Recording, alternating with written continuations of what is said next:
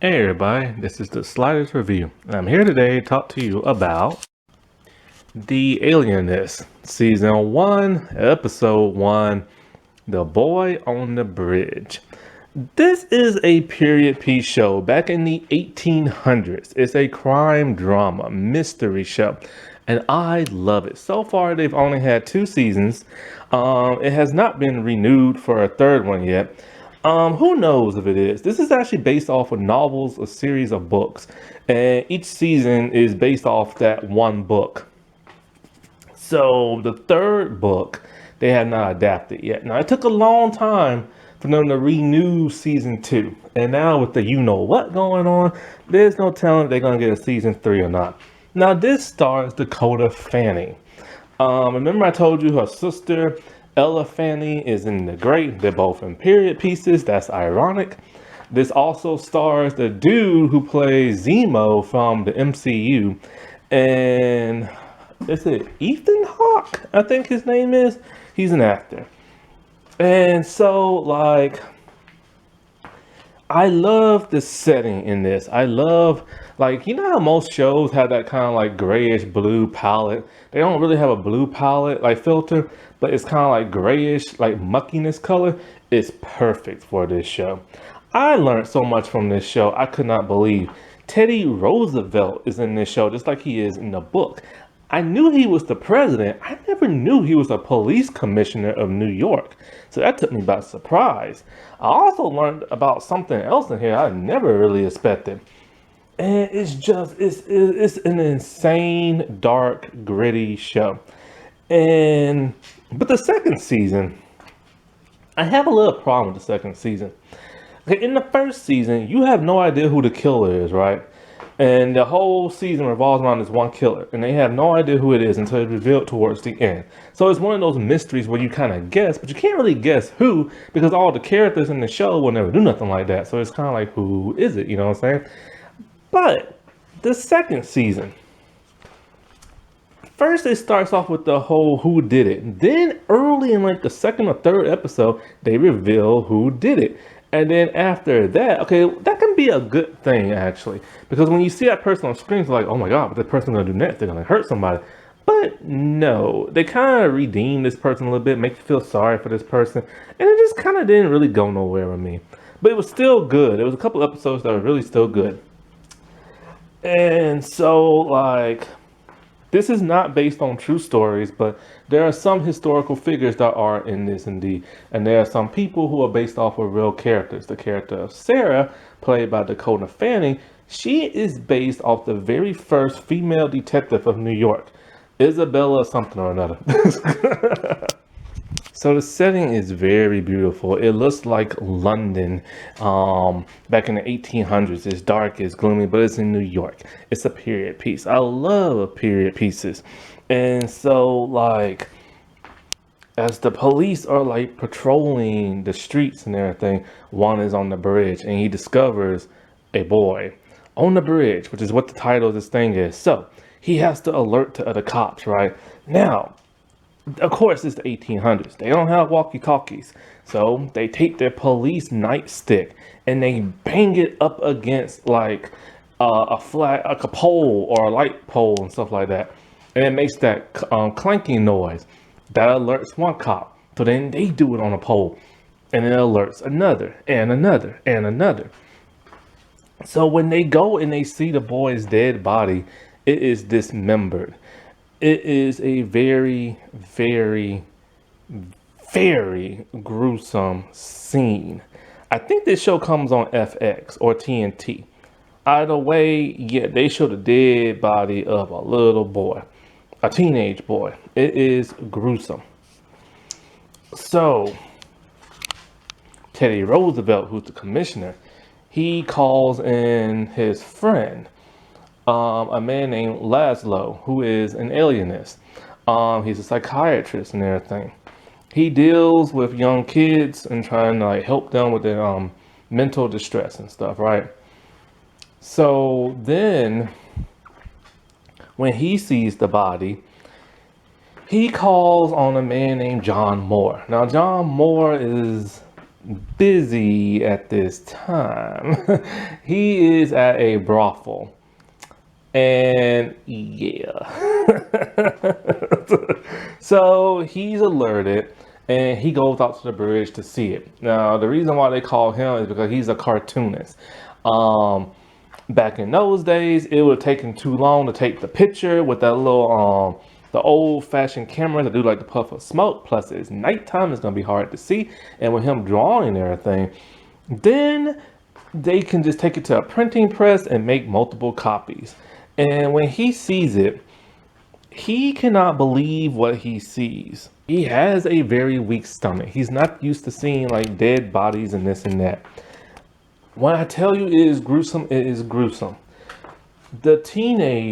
Okay, first, John thinks it's a teenage girl because of the way the person is dressed.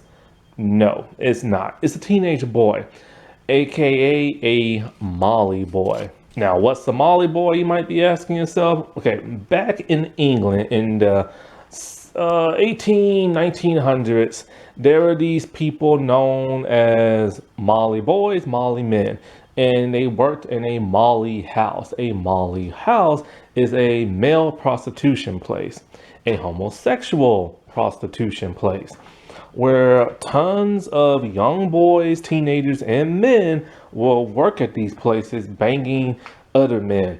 And of course, they will blackmail these men because a lot of these men were rich and powerful. So they couldn't let that be known that they were gay, because if it was, back in those days in England, oh, it was terrible. They will beat the snot out of you. They will hook you up to those electrical things and zap you. They will make you take these hormone pills that will like mess with your shillelagh and everything to where you could not get an erection. It was terrible back in those days.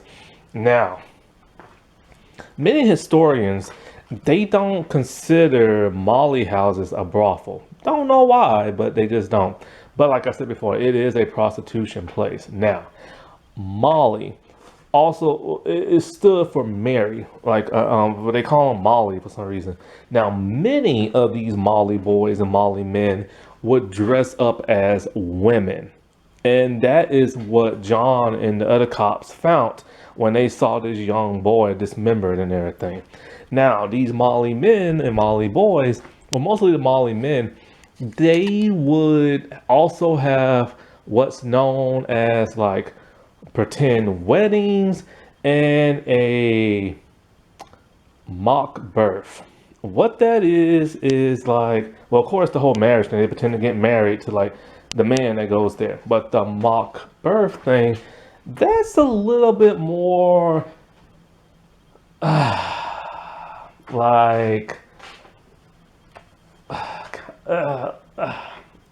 let's just say this: when you see it, you'll never forget it. I actually saw one when I was watching a other period piece show on Amazon Prime called City of Vice. City of Vice is awesome. It's a show about this London town that did not have a police force. So these two men, they come in and they establish one. And it's the old school police force. When they catch you, they rough you up type thing, you know? And they went into a Molly house. And I saw a mock wedding. It took me by surprise. I was not expecting to see what I saw. And the way the dude reacted was just kind of like, what the, where am I watching? Basically, it's a man dressed up as a woman. He's pretending to give birth. He's pretending to give birth to a giant watermelon.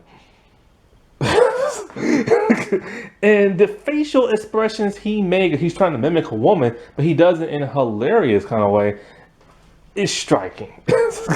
I have not been able to shake that image from my head in years and stuff. It was just like, oh my God. So yeah, they used to have those things back in the day. And so the boy, this is what his body looks like. I'm gonna blur it out as much as I can because, you know, YouTube and stuff. His right hand is completely chopped off and missing. The joints in his arms, shoulders, elbow type area, the skin has been ripped off and you see bone. He is missing both of his eyes. His stomach is completely ripped out of the organs and stuff, and there's blood everywhere. When I say he is dismembered, he is dismembered. And I was surprised they showed this on TV. I was also surprised to see John clickety clacking a woman in this show, and she's completely butt naked. I'm surprised because, like, back in the day, you never saw nudity in American television. Now you see it on certain, like, cable shows and stuff, and especially streaming shows. So, since Teddy Roosevelt enlisted the help of these two men, now they're gonna enlist the help of Teddy Roosevelt's assistant. So they head down to the police station, right? And they meet Sarah Harvey. Is it Harvey or Howard? I think it's Howard. Sarah Howard. And Sarah is played by Dakota Fanning. Now she's based off the very first female detective of New York. Sarah is very to the point. She would not allow a man to discourage her in any kind of shape, way, or fashion. The moment she meets John and Laszlo, she tells them straight up, her name is Miss Sarah Howard, and you will address her as one. You will not disparage her. You will not call her by her no other name. You will treat her as though she is your equal. She literally says that. You will treat me as I am your equal. You will treat me like you would treat a man. You will not treat me different because I am a woman and all this other stuff. And I'm just thinking to myself, holy crap. Is this really based off the book? Like, did she really say this stuff? I have no idea. And I only say that only because of how modern television is with women empowerment. So I'm wondering if she's really like this in the book, or did they just do this before the TV show and stuff like that? Now, I have to say, like, she's very straightforward and very stiff. It gets to a point of annoyance a little bit because she literally will not allow, she will not be disparaged. Like, plain and simple. But Dakota plays her very straightforward, very stiff. She plays her very well. The only problem is she plays her too stiff, to where she has no facial expressions whatsoever. She's literally like a blank slate. So it makes me wonder, did Dakota kind of like overdo the acting in this? Because it would be nice to see her have a little bit of expression, you know what I'm saying? So Teddy, he wants like this person captured big time, right? Now, Teddy does not get along very well with the police chief dude. He's your typical red Irishman who's like a jerk of a cop, right? And so like there's a guy in a mental ward and he claims to be the person who killed that young boy and stuff. So they go to visit him. But it turns out he just lied and everything for like attention or whatever. And so the alienist dude, he's able to determine that Laszlo. And so they're trying to find every lead they can that can like lead them to who killed this Molly boy and stuff. And so like, first things first, I need to know what kind of weapon was used to like kill this boy. So John, he wants Sarah to like go to the police station because she works there and retrieve like, you know, the autopsy type report type thing or whatever you call it. She doesn't really want to do that because she don't want to like, you know, do something against like her boss, but she does it anyway. And so like, while this is all going on, I forget who, but somebody also hired these two doctor detectives. They do like autopsies and stuff like that. And Laszlo wants them to examine this one body that was found many years ago and see was it killed in the same manner as this Molly boy and everything. And these two doctors are twins, but they don't look the same. And so the evidence is pretty conclusive that whoever this killer is has killed before many years ago. Now, we don't know who the killer is, but we know he's a white male because we do see a man cooking for a dog. And he's chopping up meat in a very bloody way with a butcher knife. and we see him feed the dog some organs and everything, and he's frying up some of the internal organs and stuff. And then we see him boiling the eyes of the boy who just died, because there's a pattern to how he kills these people. Is he always takes the eyes and everything, and you can see the back of his neck, and you can see his hands. He is a white male who we don't know because his face is never shown. So when Sarah goes to retrieve the papers, she goes into like the police chief's dude's office, and he's peeing in a bucket in front of all his friends. It's grotesque and nasty. She does eventually get the papers, and she gives them to John, but she can't find John. So she contacts one of his friends, and they say that he loves to hang out at the brothel. When he sees Sarah there, he's shocked and embarrassed, but he gets the papers that he needs, only to find out there's no type of, well, they don't know what kind of weapon is used to kill the boy. So they're at like a standstill and stuff. At some point, a woman comes to visit Laszlo. Now, this woman is the mother of the Molly boy who died. Apparently, when he treated the boy, he told the parents, you know, this is how he dresses. He dresses as a girl. It makes him happy, accept him and everything. He used to dress like his sister. His sister had died of some other causes and stuff. And now she blames Laszlo, talking about, you failed my son. We could have saved him from this lifestyle if only you told us not to like accept him in his different ways. And now both my children are dead. So he's left there just like distraught and everything. Well, one day when John and some of the police, when John and Laszlo, that's it, were out and about in the city, they walked away from their carriage buggy thing for like a while. When they came back, there was something wrapped in kind of like paper. Laszlo looks at it, he freaks out. He asks John, did you see anybody near the carriage? And he's all like, no, why? So he's scouring the streets, and there's always people on the streets walking around. Like, you know how you go to the mall and there's always people in the mall?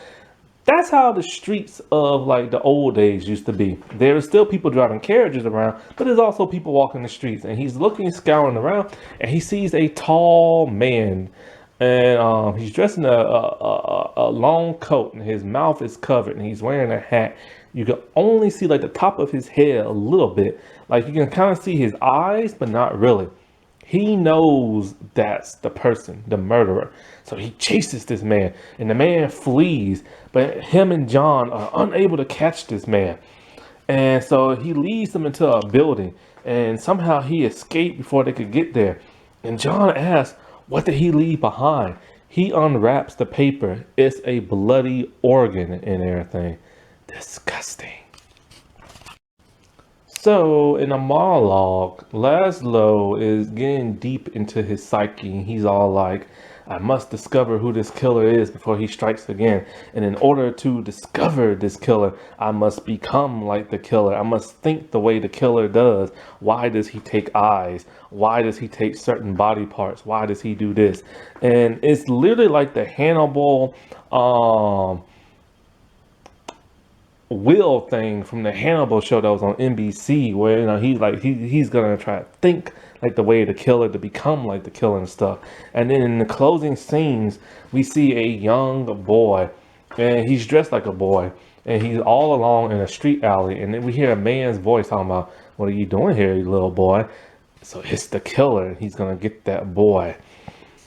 This is a very mysterious, dark, and gritty show. It is very good.